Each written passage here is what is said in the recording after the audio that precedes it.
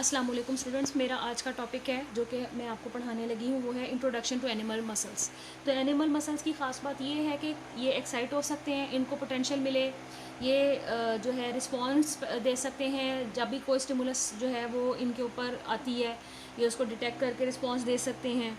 Extend हो सकते हैं, कॉन्ट्रैक्ट जब भी होते हैं तो शॉर्टन हो जाते हैं, इनमें लचक होती है, इलास्टिसिटी, और ये अपनी असल हालत में वापस भी आ जाते हैं जिसमें ये पाए जाते हैं। तो ये ड्राइविंग फोर्स हैं और ये पावर शो करते हैं किसी भी जानदार के जिस्म में जब ये होते हैं, तो असल में ये बोन्स के साथ एसोसिएट होकर तो मूवमेंट जो है वो शो करते हैं। एनिमल्स में है वन और more of the following types of muscle tissue: smooth, cardiac and skeleton.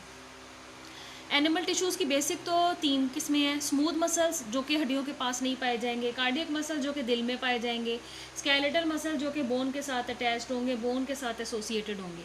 तो स्मूथ मसल इनवॉलंटरी मसल है। इनवॉलंटरी का मतलब है कि ये हमारे दायरे इख्तियार में, हमारे इख्तियार में काम नहीं करते हैं, और हायर ब्रेन सेंटर्स जो है वो इनको कंट्रोल करते हैं, इनकी कॉन्ट्रैक्शंस को कंट्रोल करते हैं।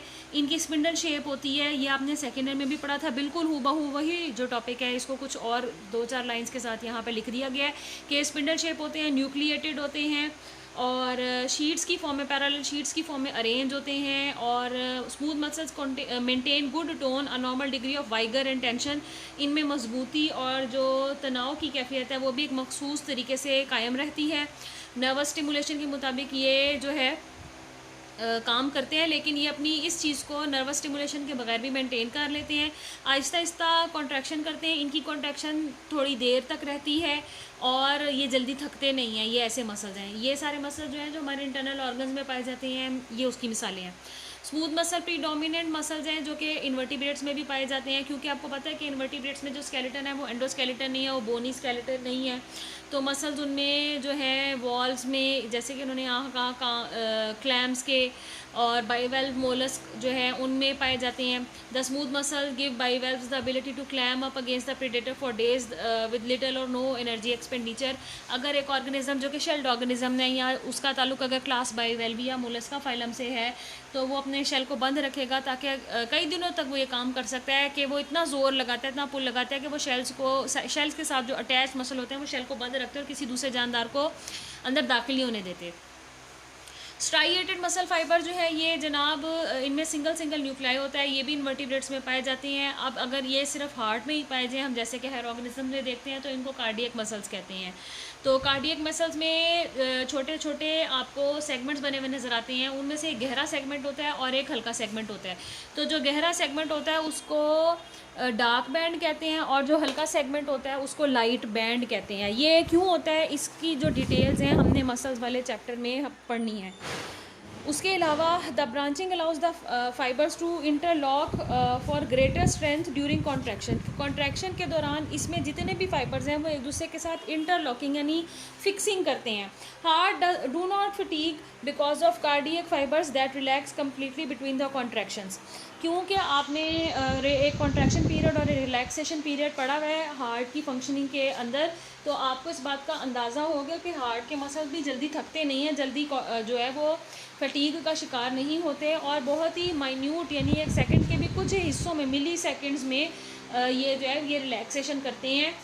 थोड़ा सा ये जो है इनको रेस्ट पीरियड जिसे हम कह सकते हैं कि वो मिलता है, अदरवाइज़ ये भी मुसलसल काम करने वाले मसल्स हैं। उसके बाद आ जाता है स्केलेटल मसल। स्केलेटल मसल्स भी स्ट्राइएटेड मसल हैं, ये वॉलंटरी मसल हैं, इनको हम अपनी मर्ज़ी से कंट्रोल कर सकते हैं। मेनली ये हमारे लिम्स में, बाजुओं में, टांगों में पाए जाते हैं, कई किस्मों के होते हैं, और इनमें जो है वो मेम्ब्रेन्स जो है वो क्रॉस मेम्ब्रेन्स जो होती हैं वो नहीं होती हैं, इसलिए ये मल्टी न्यूक्लिएटेड नज़र आते हैं। इनमें कई सारे न्यूक्लियस जो हैं वो नज़र आते हैं। इनमें भी स्ट्राइएशंस होती हैं, लाइट और डार्क बैंड होता है। स्केलेटल मसल जो है वो स्केलेटन्स के साथ अटैच्ड होते हैं, चाहे वो एंडोस्केलेटन हो चाहे वो एक्सोस्केलेटन हो। 10 muscle can only pull and can not push. ये किसी चीज़ को अपनी तरफ खींच सकते हैं लेकिन धकेल नहीं सकते। So therefore the skeletal muscles work in antagonistic pairs. यही वजह है कि किसी भी लिम्ब के पास आप देखोगे कि 2 तरह के मसल्स पाए जाएंगे, जिनमें से एक कॉन्ट्रैक्ट कर रहा होगा, दूसरा रिलैक्स कर रहा होगा, और ऐसे मसल्स की जोड़ी को एंटागोनिस्टिक पेयर ऑफ मसल्स कहा जाता है, और इस अमल को एंटागोनिज्म कहा जाता है। So for example one muscle of the pair bends. अगर जॉइंट के पास एक मसल जो है वो बेंड करवा रहा है तो दूसरा दूसरा लिम्ब को क्लोज भी करवा रहा होगा। तो दोनों बैक वक्त सेम काम नहीं करते, यानी बैक वक्त रिलैक्स नहीं करेंगे, बैक वक्त कॉन्ट्रैक्ट नहीं करेंगे, बल्कि एक कॉन्ट्रैक्ट करेगा तो दूसरा रिलैक्स करेगा। अब हम बात करते हैं मस्कुलर सिस्टम ऑफ इन्वर्टिब्रेट्स की। A few functional differences among invertebrate muscles indicate some of the differences from the vertebrate skeletal muscles. In arthropods at least 2 motor nerves innervate a typical muscle fibre.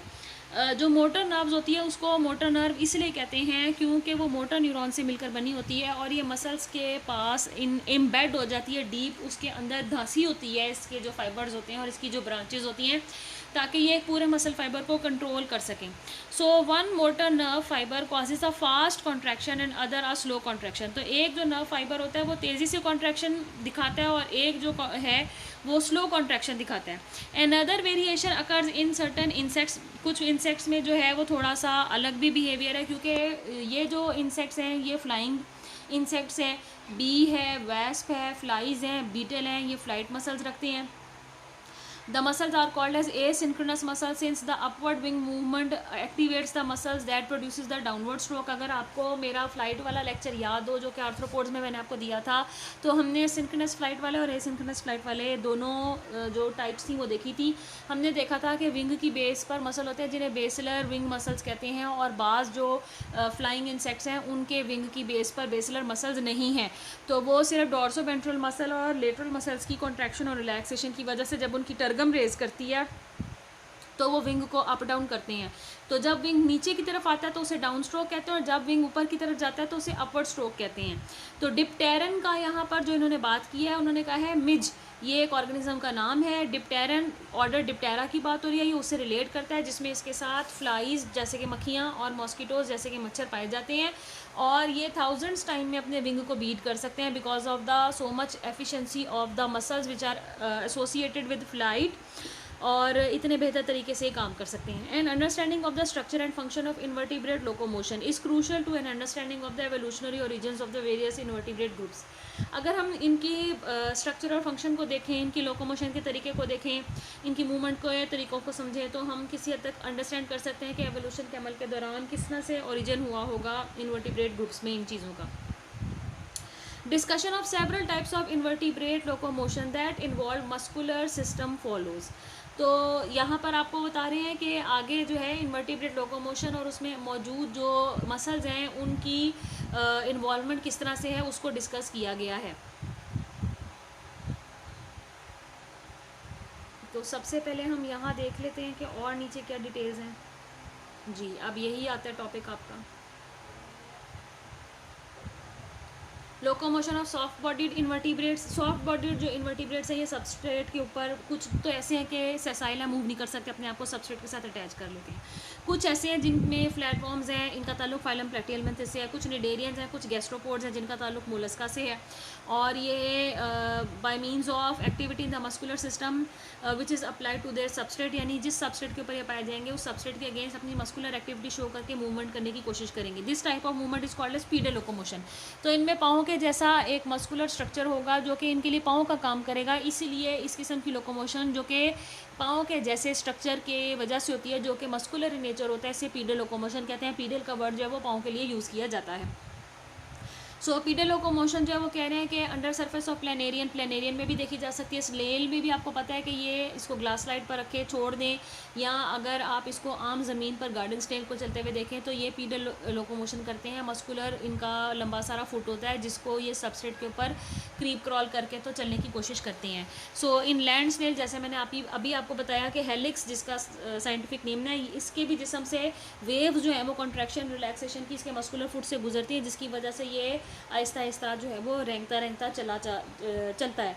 So many large flatworms and most nemertine worms exhibit a muscular component to their locomotion. हर तरह के जानदार में जिस तरह का उनकी muscle की जो स्ट्रक्चर है उसी हिसाब से उनकी फंक्शन है और उसी से रिलेट करती हुई उनकी मूवमेंट भी है।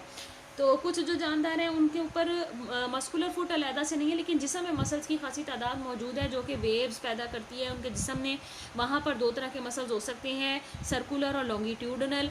जब सर्कुलर और लॉन्गिट्यूडनल मसल्स कॉन्ट्रैक्ट और रिलैक्स करते हैं तो ये वाइस वर्सा, यानी एक दूसरे के उलट करते हैं। अगर लॉन्गिट्यूडनल मसल कॉन्ट्रैक्ट कर रहा है तो सर्कुलर मसल रिलैक्स करेगा, और अगर लॉन्गिट्यूडनल मसल रिलैक्स कर रहा है तो सर्कुलर मसल जो है वो कॉन्ट्रैक्ट करेगा, जिसकी वजह से बलदार जो वेव्स हैं वो जिस्म पे पैदा होती हैं और जानदार को सबस्ट्रेट को पीछे की तरफ धकेल कर खुद आगे बढ़ने में मदद मिलती है। बाज़ जानदारों में सीलियाँ भी होती हैं, जिसकी वजह से वो थोड़ा सा पुशिंग जो है वो ज़्यादा बेहतर तरीके से कर लेते हैं। लीच का हमने पढ़ा था कि इसमें लूपिंग मूवमेंट है, ये मैंने आपको कल भी बताई थी कि इसके एंटीरियर और पोस्टीरियर दो शक्कर होते हैं। ये एंटीरियर पोस्टीरियर दोनों शक्कर्स की मदद से सबस्ट्रेट को अपने जो जिस्म है उसमें इन शक्कर्स की मदद से अपने जिस्म को सबस्ट्रेट के ऊपर अटैच कर लेती है और बल पैदा कर लेती है। उसके बाद ये एंटीरियर शक्कर को जुदा करके आगे की तरफ बढ़ती है, एक्सटेंड करती है बॉडी को, और जितना एक्सटेंड हो सकेगी वहाँ जाके सबस्ट्रेट के अगले हिस्से पर अटैच कर लेगी।